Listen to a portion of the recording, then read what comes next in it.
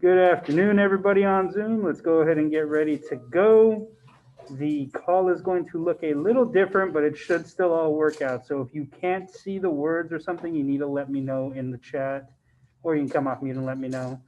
There's no do now question, because for do now, we're going to go over yesterday's exit ticket. If your exit ticket is not submitted, which it's very few of you, but if it is not submitted, and I just realized my camera's off. If your exit ticket is not submitted in time and on time before we start today, make sure it's in there. If it's not in there, it's going to be late. I'll still accept it, but it'll be late. And this exit ticket's its own grade. So make sure you're submitting those. Most of you did, but a few of you didn't. Make sure it's in there and it's on time. Yes. So you just need the key terms. The objective is the same as it has been the last 2 days.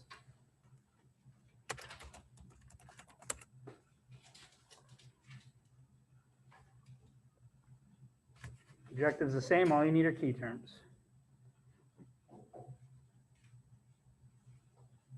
Oh, I think you can minimize the little camera box, guys, on your Zoom, and then you don't have to see two of me. How did you do that? So you have to hit advanced, share PowerPoint as background. Ah, that's really cool. Who's that? Tyrell. Oh, that's Tyrell. Yeah.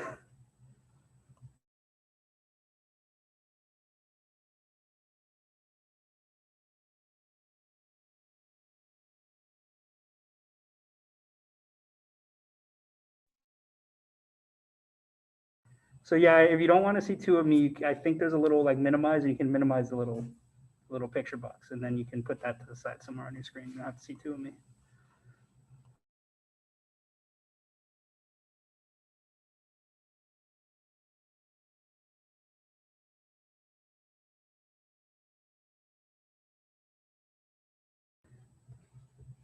Apparently this has been in Zoom for a while, and and none of us had an idea.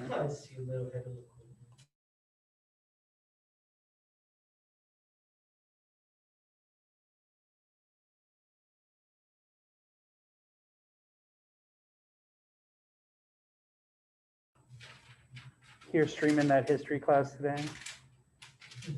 Streamer class. All right, guys, it is 2:26. So if you are not coming in on time, that is something you're gonna have to deal with. So let's go ahead and get started. Again, more Reconstruction, but we're actually gonna finish talking about Reconstruction today. Tomorrow, we're gonna talk about failures stream game. That's funny. The failures of Reconstruction, and we're gonna kind of wrap everything up in a bow tomorrow. But today we're gonna close out the big picture parts of Reconstruction. So the objective is the same, title's pretty much the same, but before we get to there, this is the source from the exit ticket from yesterday, right? So what we're gonna do, my head's kind of blocking it a little bit, but you should have already answered this. So I'm gonna put 1.5 minutes on the clock. And all you need to do in that 1.5 minutes is I want you to take the time and reread the Frederick Douglass part, the first source. And in the chat box on private, and I need everybody to do this, what is Frederick Douglass's argument? So I'll give you a minute. Actually, I'm going to give you 2 minutes. In the chat box on private, not in public, what is Frederick Douglass's argument? So this is kind of like the first answer to the exit ticket already. Teach on Twitch, maybe. One of these days, right? If COVID gets worse, maybe. Type it to yours. Yeah, like private on Zoom, type it in. Match a shit. Shipment on that map's a nightmare though. I wish I could just go back and copy and paste it. You can do that. Open it up. Yeah, if you want to just copy and paste your response, if you remember your response, put your response from the exit ticket. That's fine. Because I'm grading them this afternoon, so I I'm. turned it in last night, but I tried to add more. That's fine. But I couldn't. Oh no, once you submit it, you submit it. That's fine though. But so yeah, so you got about, how much time we got left? About 1 minute left. Remember, what's Douglas's argument? You can be brief, but you got to tell me what his argument was. What's he arguing about with that first source? So if you need a time to reread it, and then tell me what he's arguing. Because he's arguing something. What is it?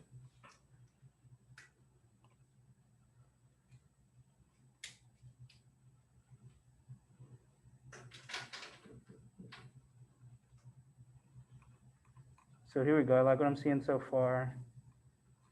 About another 45 seconds. So if you haven't gotten your answer, and get it in.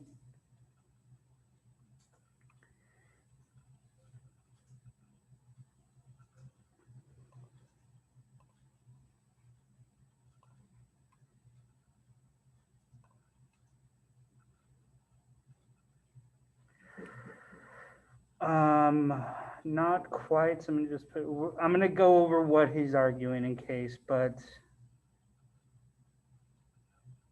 some people are, no, not quite. Okay, so I like the efforts. Brandon, yeah. So if we remember about another 20 seconds, I'm gonna start kind of answering this. Let me check, Isaac, if you're good. Kind of, Isaac, kind of. You're going a little too far there, but I'm gonna kind of. Answer both. No, first we're just doing the first source. Just first source right now. So basically, guys, if you remember from yesterday, I know this was yesterday's class right at the end, and I was kind of rushing. Right, I showed you that Susan B. Anthony quote, and I showed you the idea of there's a certain group of the women's suffrage movement that is against the 15th Amendment because they don't think that and I'm shortening what they were saying, right? But the argument that they're making, or that it sounds like they're making, was you're giving black men the vote before you're giving white women the vote, right? And Douglas is arguing here in this piece, right? He's saying, when you've suffered what we've suffered, then you can obtain the vote like us, right? Then your right to vote is as important as our right to vote is, right? He's basically fighting their fire with fire. That's what he's saying at its most basic level. He's not trying to say that they don't deserve the vote, which is what some of you kind of like are leaning towards, like that he's saying, like, you don't get it till you've done what we've done. That's the basics of what he's saying. But the more nuanced version of what he's saying is just look at what we've been through. We deserve it. Have you been through that? No. Okay, so we got it first. He's trying to like explain why they got it first. Because if you remember, he was their ally and they were all teammates until the 15th Amendment comes out, right? Then it changes a little bit. If you got the interpretation wrong on yesterday's, it's not the end of the world. Don't panic. Now, if you put it in correctly today, that's fine. I'm gonna compare them both like I always do. You should get.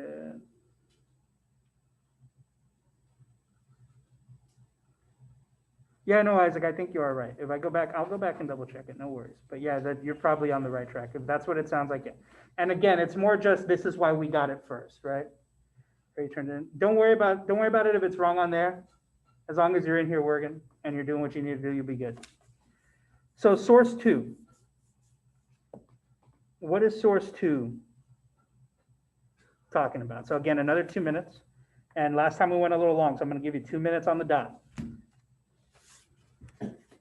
Take a second, read through source 2, and tell me what the argument that Dana Gage is making.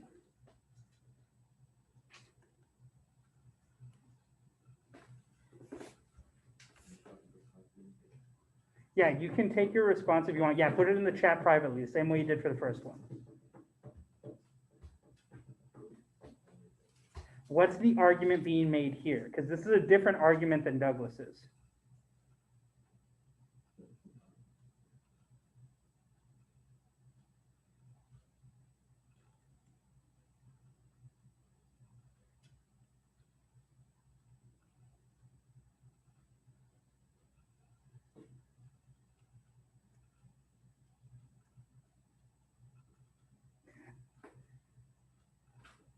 So think about the difference between the two arguments.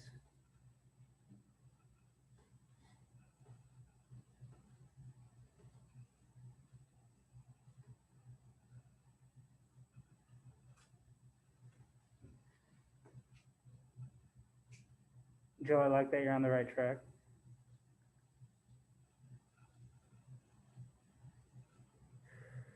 Roman, not quite.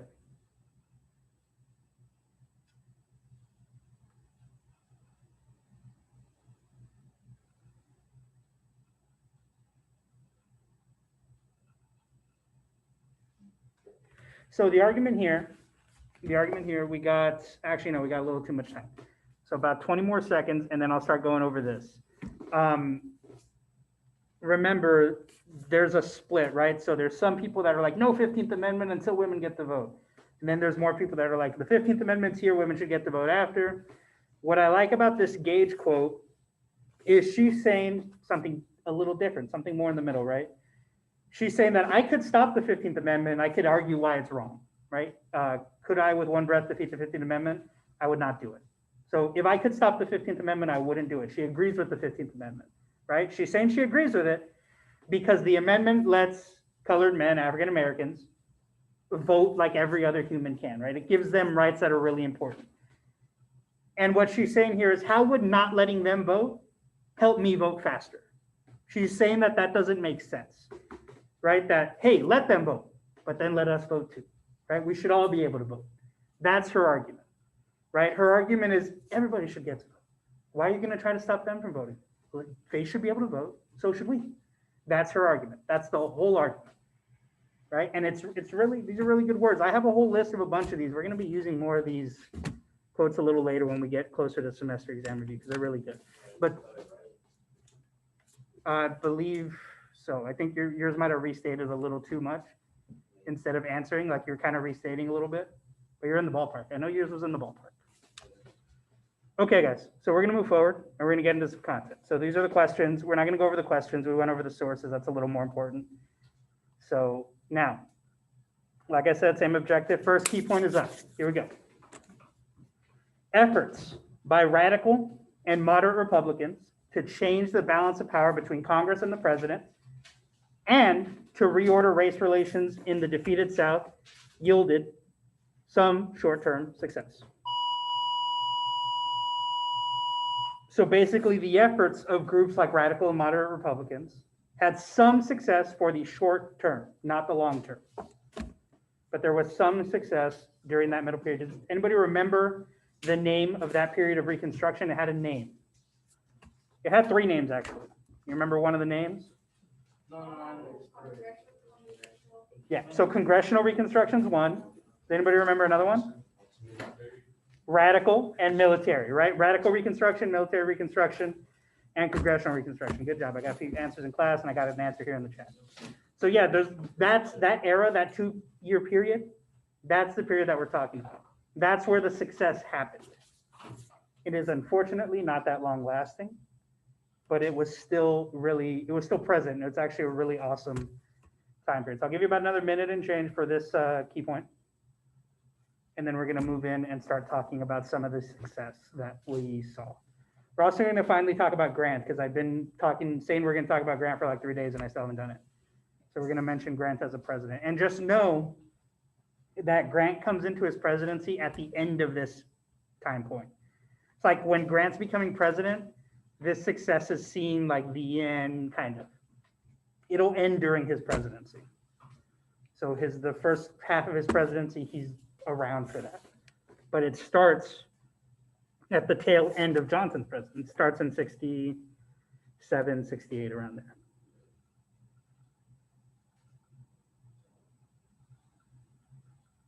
He was both. He was a president and he was a war general.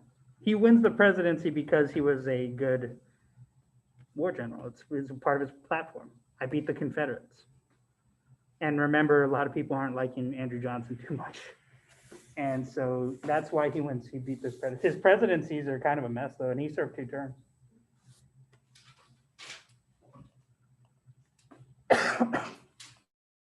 Sorry about that.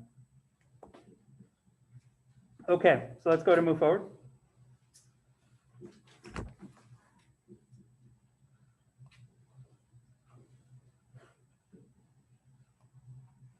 Okay. The what? Yeah, this is all still Reconstruction. So Ulysses S. Grant, president from 1869 to 1877. He supported radical Reconstruction. He supported legislation that helped with Reconstruction. Things like the Ku Klux Klan Enforcement Acts, the Amnesty Acts, the Civil Rights Acts of 66 and 70 and 75. But his presidency was also really harsh by scandals. There's a lot of issues that he had to deal with, like they're political. They're political in the sense that they affected his politics, but they're more like news issues, like there's scandals. There's no other way to put it. There's scandals. And so his presidency will be affected a lot by that. You don't need to write this entire slide down. The main points you need on here are that he supported radical Reconstruction. This is important. And then you could put that he supported legislation like the 15th Amendment and specifically put the KKK Enforcement Act and the Amnesty Act. Those you need. You need those three. And I would put both years, the 1870 and 71. We're going to talk about the KKK at the end here. And then you could put just in general, you don't have to name the scandals yet, but put his presidency was hampered or slowed down or hurt by scandals.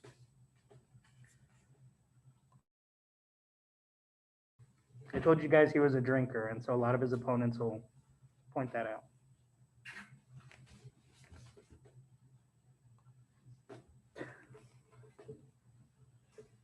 So I'll give you about, say, another minute and a half for a grant. It shouldn't take us more than that, actually. I'll try to do a minute.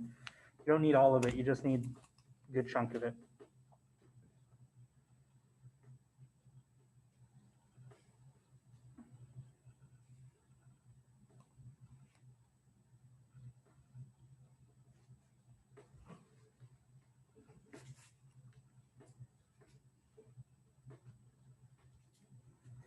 About 40 seconds.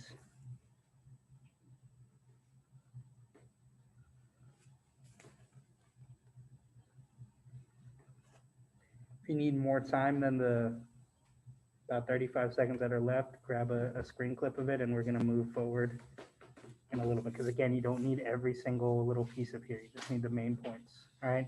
Grant is a big ally of Reconstruction, and I think if he had, no, he's against the KKK. KKK Enforcement Act, like, tried to fight them. He's against all of those things. He's very much a fan of the military Reconstruction period. Like, I think if Grant was a king, he would have really strictly enforced that stuff. He's not a king. He's hampered by scandal. He can only do so much. But Grant is very much in the radical Republican court. So he's against the KKK. And we'll talk about their rise in a little bit here. So let's go to move forward. Northern influence on the South. You've got two different groups that are hated, and I mean hated, by Southerners, like true Southerners, people who would identify themselves as true Southerners. The first are called scalawags. All right, so you need to write this down, scalawags, right? And a scalawag is a Southern Republican that's helping American system type programs.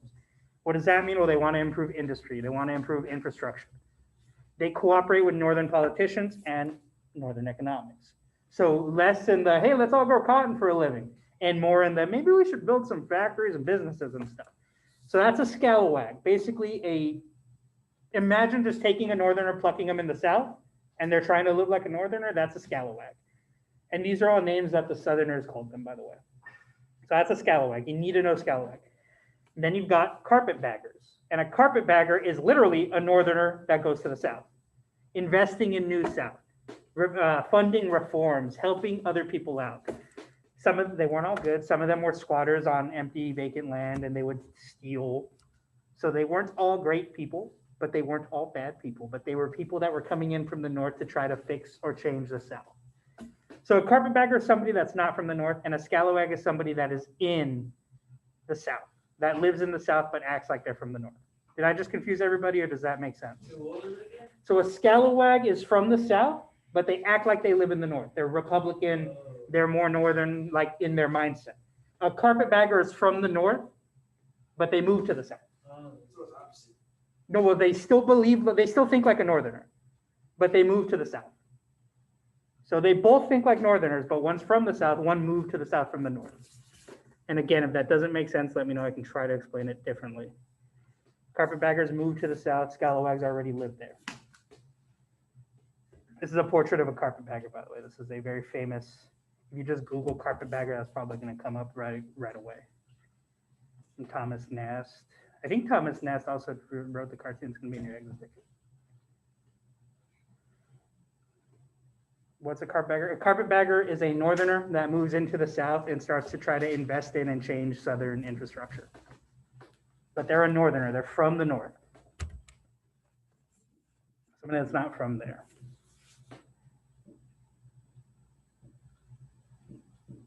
Like if you live in New York and you move to Georgia, the Georgia people would call you a carpetbagger.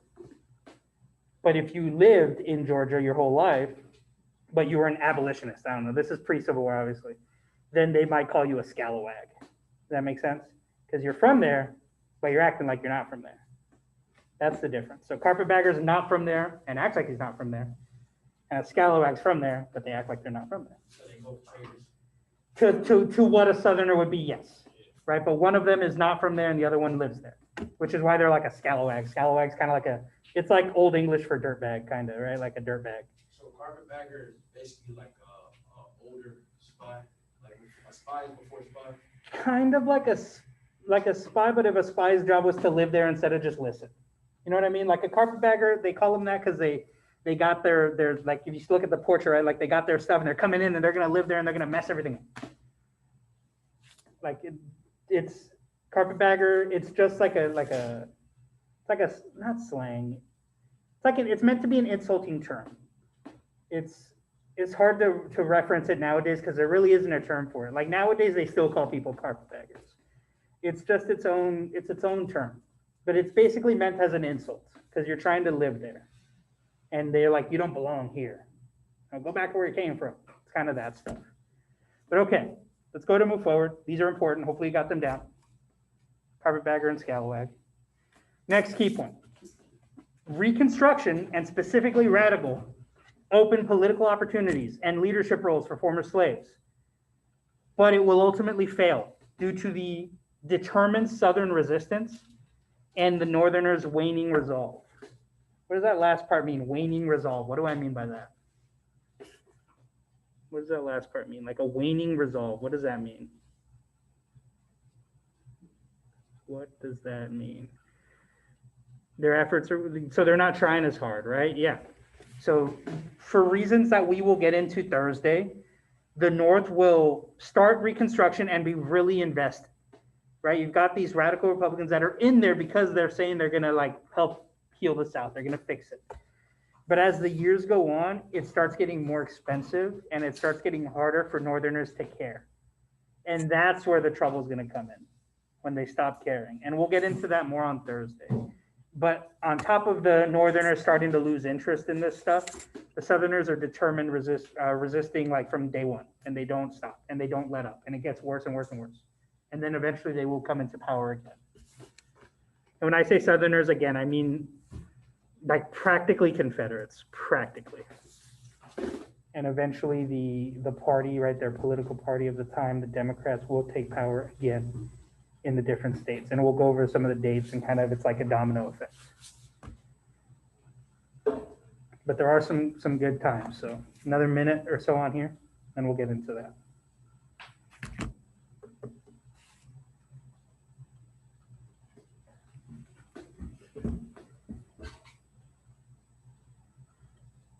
So there will, it's weird because there will be opportunities during that Reconstruction period that are amazing, like really awesome things, political opportunities, political jobs, representation, legislators. And then it's all going to go away and it won't come back for a very long time. I believe, I'm going to butcher the dates, but you'll get an African-American governor during this time period in the 1860s, and then you won't get another one until 1980. Yeah, till 1980, like 100 years.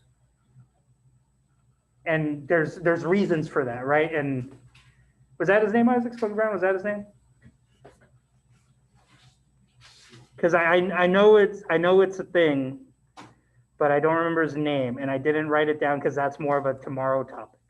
But it's I'm telling you, it's a weird thing, and we're gonna get into why. No, okay, then I don't know what you're talking about. But we will get into why, and I will get his name, and I'll have the dates of his terms and stuff for you because it's crazy. It's a uniquely American experiment, to say the least. So, freed life in the South. For a freedman, and that's what former slaves were called post Civil War. They're called freedmen. Yeah, it's true. So freedmen in the South, Politically, they aligned with Republicans, the Republican Party of the time. Land-wise, so Sherman's Special Order number 15 is not enforceable. What was that? Well, basically, Sherman had told everybody, hey, former slaves, I'm going to give you land from all these plantation owners, right? Because Sherman was in the game of burning plantations down. And Sherman was in the game of total war. And Sherman didn't really care about hurting Southern planters' feelings because he was trying to burn down all of Georgia. And he succeeded. So, but that plan is not, he ends up not being able to do that. So he makes that promise and they don't let him keep it. So what does the Freedmen Bureau recommend? Well, they recommend working on former plantations, but they recommend you work on there for wages and for money. So keep that in mind. So Sherman is not able to give land to former slaves. He's not able to take it from the planters.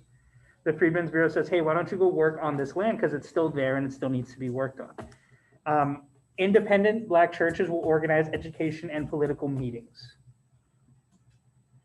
So keep that in mind too. So I'll give you a quick minute and a half for this. Basically, there's a vacuum of opportunity. There's a lack of it. And a lot of freedmen are recommended to and told, hey, maybe just work for the plantation you used to work on, but this time for money. And it's not a bad idea in practice, but for reasons we'll get into, it'll get treated pretty badly. Be good.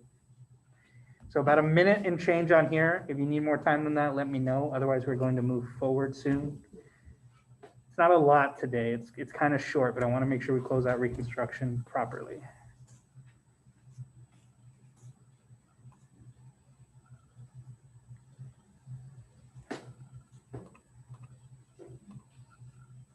You don't need everything. You need specifically the politics. You need the part about the churches, and I would include the Freedmen's Bureau thing. Freedmen's Bureau recommends working on former plantations. Because this Sherman's plan, we'll probably end up talking about it a little more tomorrow when we get into some details about the failures, specifically things that weren't able to be done.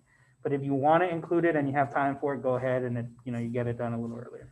But you need the Freedmen's Bureau and you need the last two. So about another 30 seconds, and then we're going to move on. If you need more time than that, we'll try to grab a screenshot, and then we're going to move forward.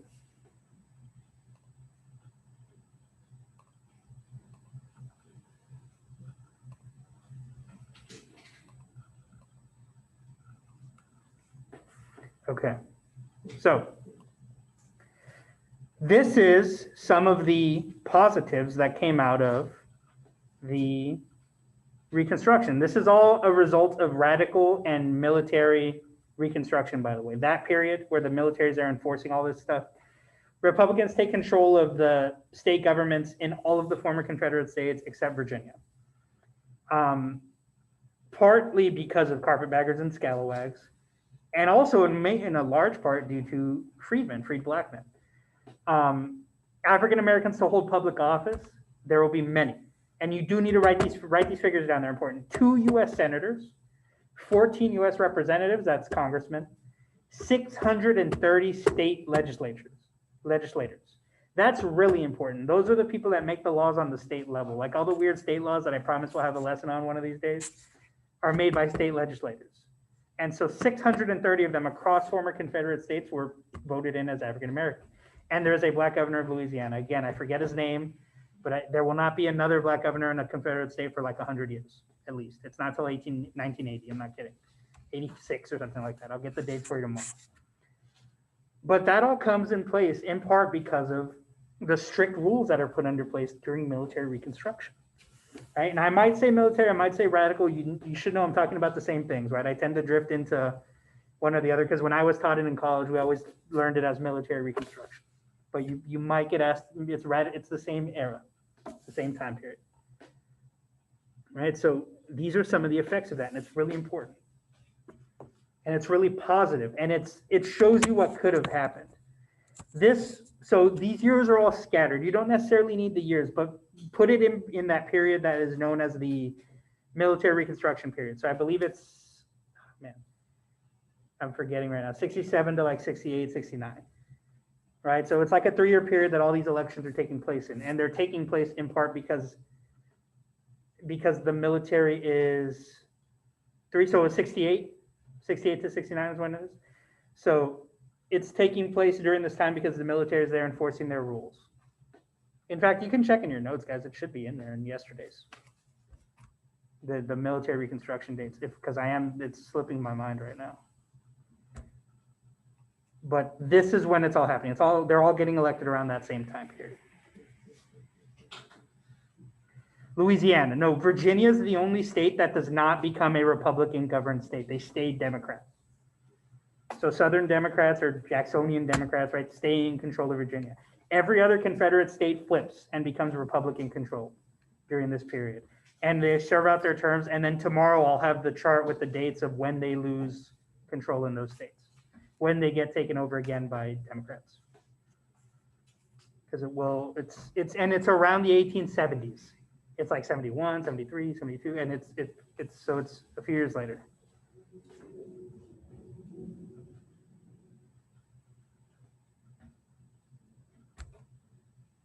Is that his name? Okay, yeah, so there you go. Like I said, I'll have that info for you tomorrow. So another minute on here. Again, I want you to get the breakdown. It's important to know that. This lasted a very short period of time.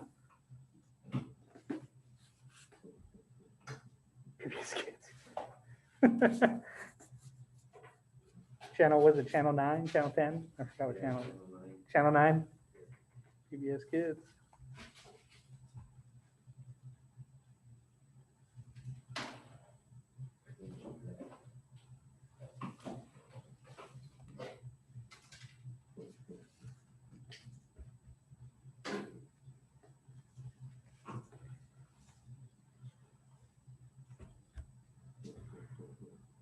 About 30 more seconds, and we're moving on.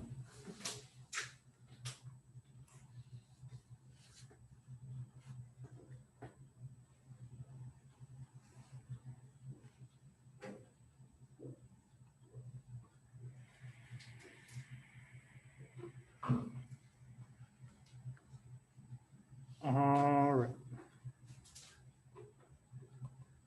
So, last key point, third key point.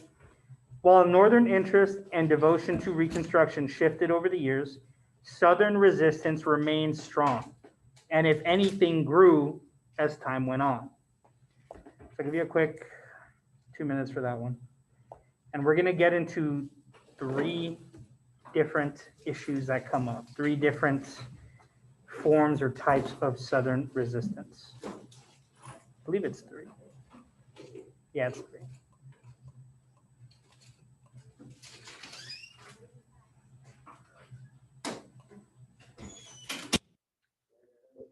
So about a minute and change. She said passage from the debate. Wait, she said from the debate tomorrow. No.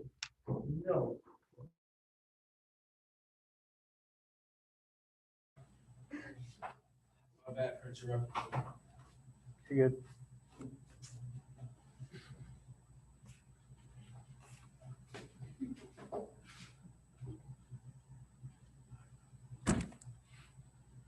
About a minute.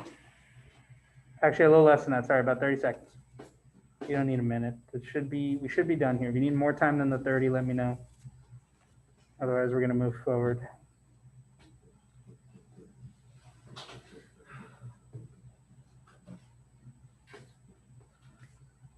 On the next couple of slides, don't write everything word for word. I'll point out what you need because it's a lot of information that you don't need. It's a lot of background stuff. So, sharecropping. The first thing that Southern planters, we'll call them, because that's what we would call them, right, did post-Civil War that was kind of despicable and kind of was a plan to both negatively impact former slaves. I'm going to have to turn my camera off right now. I'll turn it off in a second.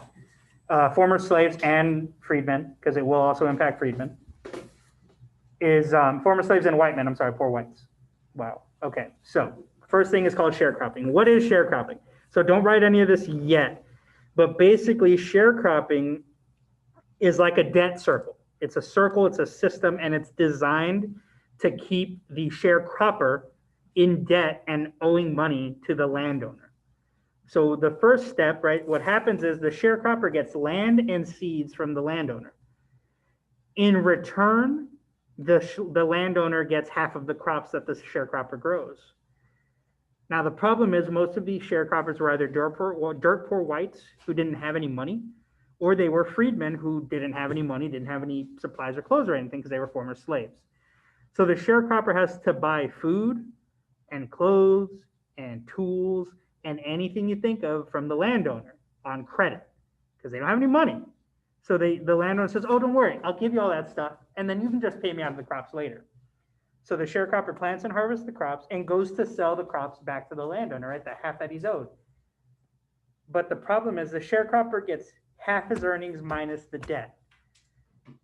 And what always ended up happening was the sharecropper owed more money than they earned. The sharecropper was always still in debt. At the end, when the books were all tied up, yeah, the sharecropper owed more money. So in order to pay the debt, the sharecropper promises the landowner, I'll do better next year. I'll do better next year. And the landowner's like, okay. And so they kept this circle going. Yeah, it's despicable, it's horrible. It's a terrible system. And I want to point something out because this is something that gets left out and it shouldn't. This affected freedmen heavily. But it also affected poor white people. This just hurt poor people. In fact, a good chunk of the poverty that exists in a lot of rural southern state communities, former Confederate state communities, you can tie it back to sharecropping. The reason there's a lot of people that are really poor in those areas is because they're former sharecroppers. It's not that system's around now, but the effects of it can still be felt, and it hurt everybody. It's horrible. So what do you need to know for this slide? You need to define sharecropping. The words are just here to help you out, to help you define it, but define it in your own words. It's a system, right? And you've got to make sure that you point out that it's a system, it's a circle, and it's all about debt. The debt's it's not intended for the person that's sharecropping to ever get out of debt. It's like debt slavery. I've heard it described as debt slavery. I tend not to go that far just because debt slavery sounds, it's kind of like slavery, but there's worse things that are closer to slavery, like Jim Crow and black codes. They'll never have like a lot of money. You know, they're intended to never actually get out of the system, right? They have just enough money to make it through, but never enough to like pay off their debt.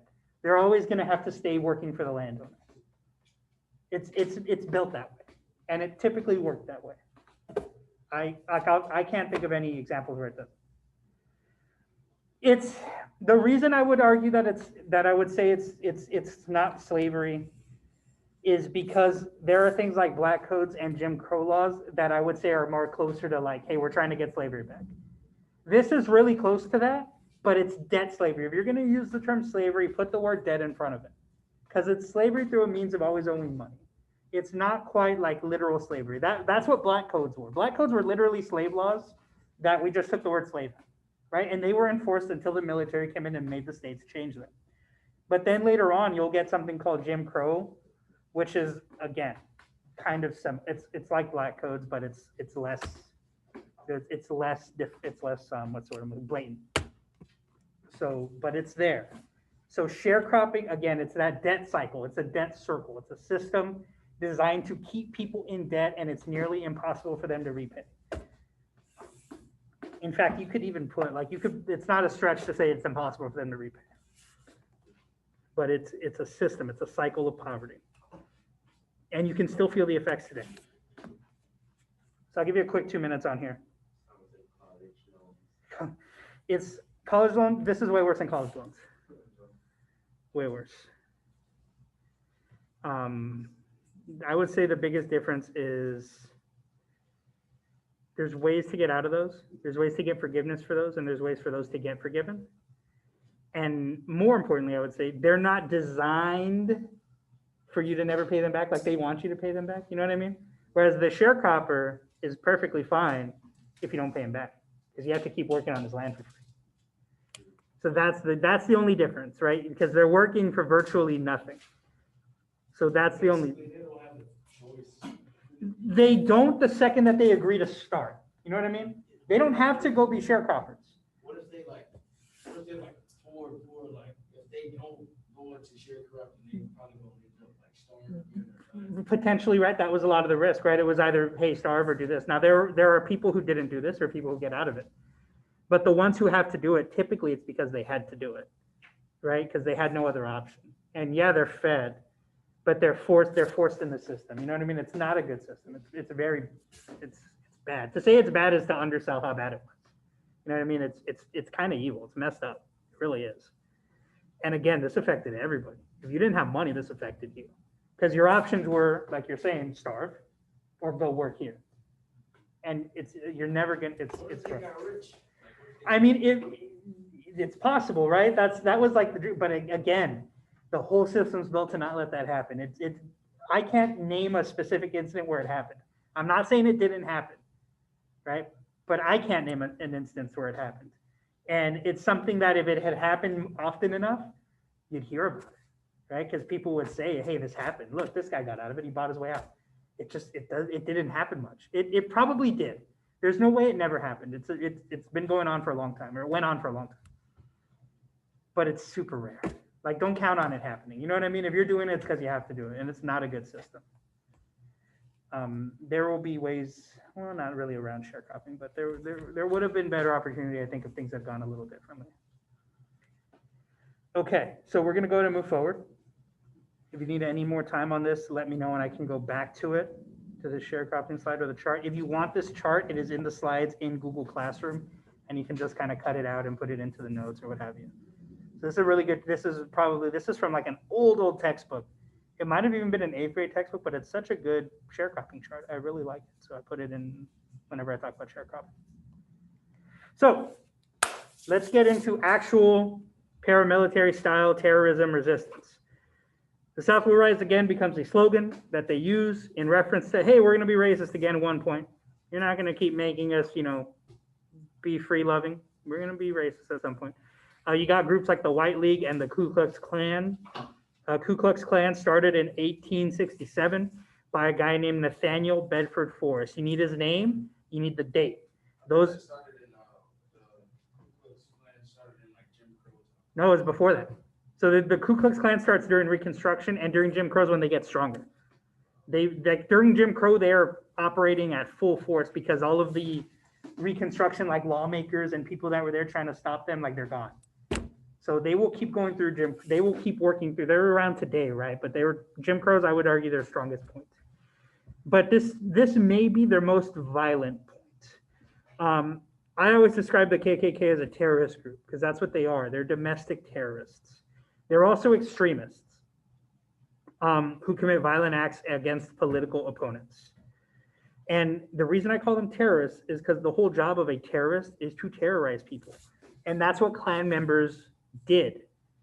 Prior to military reconstruction, they would just show up and beat and shoot and scare people. And they would do that to keep them from voting for Republicans or to keep them from voting for things that are going to change the South, to keep them from enforcing the 14th and 15th Amendments. And during military reconstruction, the only time that these guys were, these guys still tried to act, but, the military was there to stop them, right? And this gets a little too into like military stuff, but post-war militaries typically are the best ones because they're all really well trained because they all still remember what it was like to fight in the war. So this isn't like peacetime military time. This is the post-Civil War might of the American military. And they're all guarding southern states and guarding elections and keeping people safe. And they're doing a really good job. But once they leave, and they will leave, right? The Klan is going to start acting more. And we'll get into them when we get into Jim Crow. But the Klan is never going to go away. Nathaniel Bedford Forrest. He's a former Confederate. I believe he was a cavalry colonel. Could be wrong about his rank, but he was a Confederate. So you need that guy's name. And he starts them, and they keep going. They're around today. I would argue today they're nowhere near as extreme in the sense that they're not as violent. They're kind of a joke. Like no one takes them seriously, right? But during this time, they're a real dangerous group. Like think the Al-Qaeda of the 1800s. I'm not kidding. That's how they acted. That's what they did. The IRA, they were like one of those groups. They are like that, but that's what they are. They're a terrorist group, right? The difference. Huh? I think I ran into some in Louisiana. Oh, you could have. Like they have this town that Yeah, you very well might have. I will say that, and back then, like they're bad now. I'm not trying to say they're not bad now. They're horrible now. But back then, they're not only they're think about all the bad they are now, but only they're acting like ISIS. They're riding around and they're shooting people. They're burning buildings down. They're killing people. They're beating people. That's how they acted. That's what they did. They're a terrorist group. So make sure you mark them as a terrorist group because that's what they are. They're not. Then they use violence to scare people, to terrorize people. So a quick minute and a half for that, and then we'll move on to the last slide of the day, and then we'll get into the Now, yeah. Now they're Twitter trolls. You know what I mean? Like now they're a group. They have their beliefs. They have their messed up beliefs now.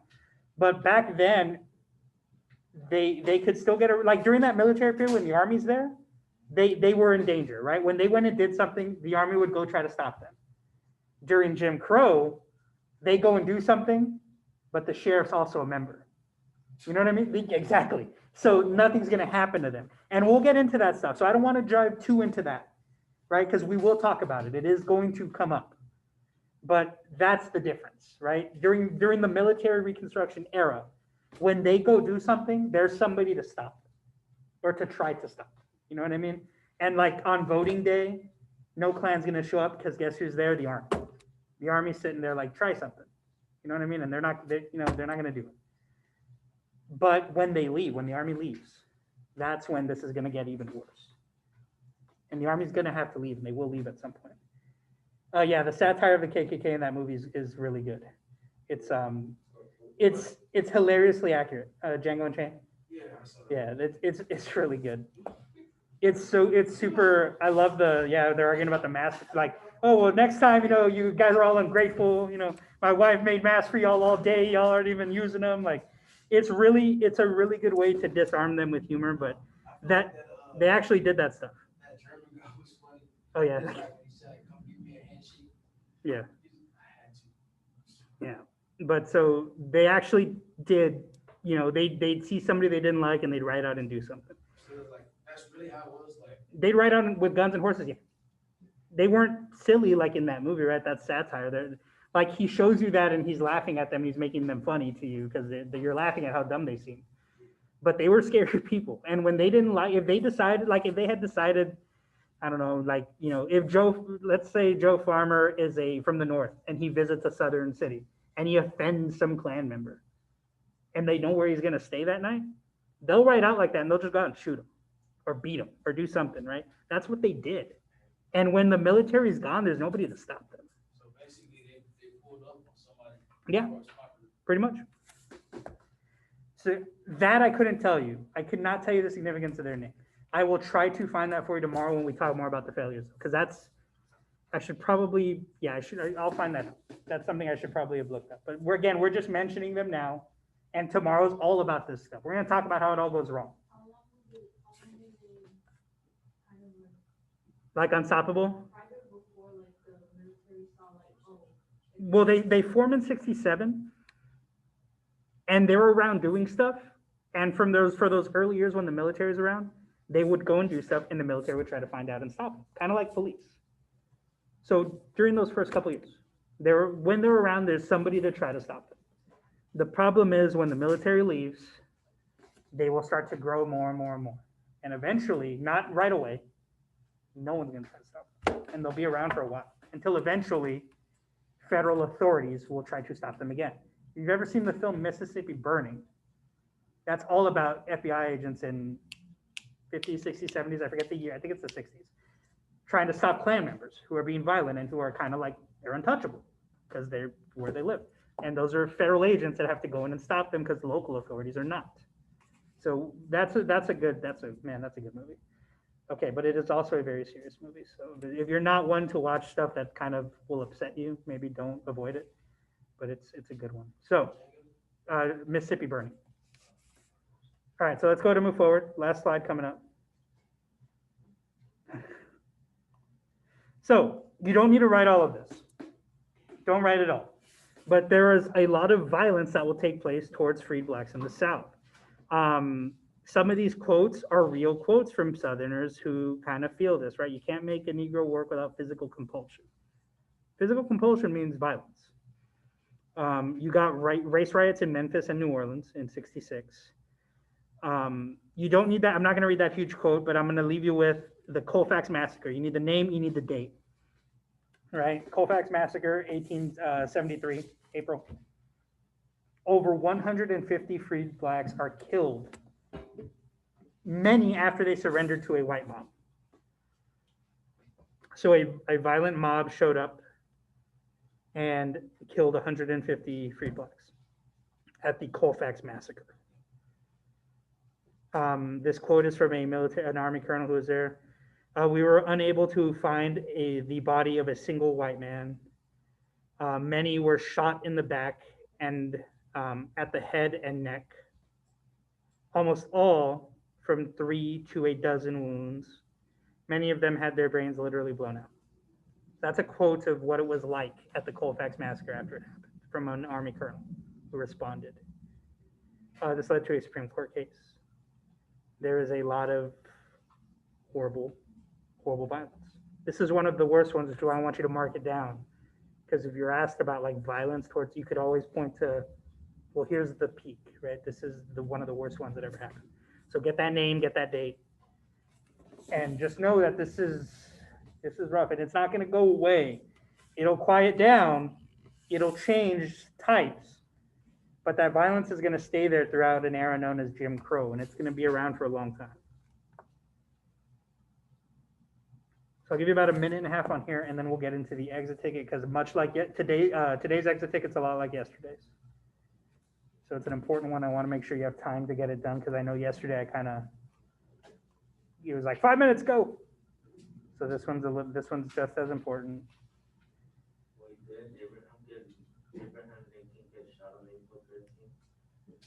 Was it 8? No. I said they should have started them off. I think it was in the summer. I mean, yeah, but it started.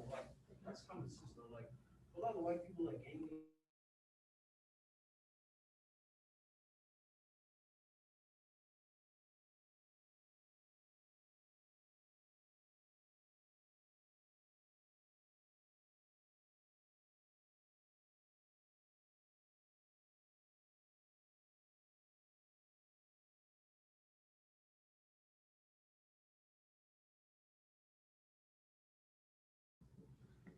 All right, guys, about 30 seconds. You did?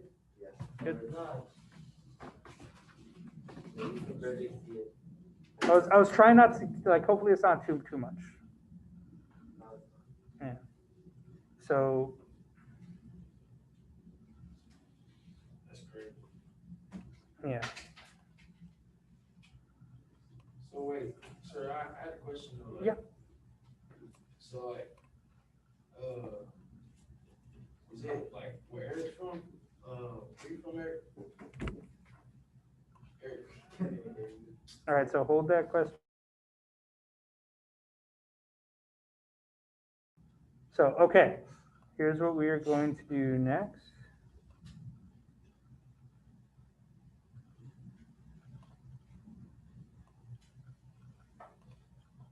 So, can you all see that exit ticket up? Hopefully. Yeah, okay. So I already posted this in Google Classroom. Much like yesterday's exit ticket, this is going to count as its own grade. This is its own standalone grade in the gradebook. It's going in Practice SAQ 2. It's going to be in PowerSchool by itself. It's in Google Classroom as a full credit assignment. It's not due till this evening. And same as yesterday's, right? As long as you turn it in before class, it'll be late, but it won't be, you know what I mean? It'll still be full credit, like mostly credit late. Once class starts though, and I go over it and we move on, it loses a big chunk of points, but turn it in, right? Don't get a 0 in there. It's its own grade. It's not going to be averaged. And what is it? It's more SAQs to practice, but these are full SAQs, so it's 2. All right, that's why I gave you time in class. It's 2. I gave you till the evening. Like, it's independent practice and an exit ticket. The first one is a political cartoon. Yeah, it is Thomas Massey, and it's a SAQ. And then the second one's just SAQ without a source. And it's asking you about one group, pick one, describe, pick one, describe. Andrew Johnson's impeachment. And then it's the emancipation cartoon, and it's asking you about the interpretations. Pay close attention to the dates. pay close, especially on this one.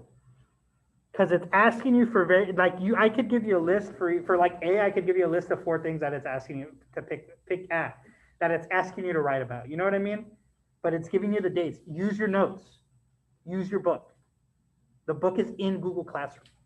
If you want a physical copy of the book, reach out to me and I'll give you one for the more modern version. But the one from a couple of years ago is in Google Classroom. It's searchable. So all you got to do is Control F, Reconstruction. Enter, enter, enter until you find it in the text. You know what I mean? You don't need to go scrolling through it forever. But use it. I want you to use the book. I want you to use your notes because I want to see how well you can write when you got all the information. Because if you can write really well and the skills are there, the information will come. That's easy, right? We can sit here and we can talk about information all day, but practice writing correctly. So I'm going to assume you're using your notes. Use them when you're answering these. Because if you don't use your notes and you give me wrong info, like, man, you know what? Use your notes. Because I want to see how well you can answer an SAQ. Treat it like the real deal. Answer it properly. Use them. And then we'll go from there. I'm going to start grading yesterday's. And I'm going to do like I did in the beginning of the year, individual feedback. Everybody's going to get it.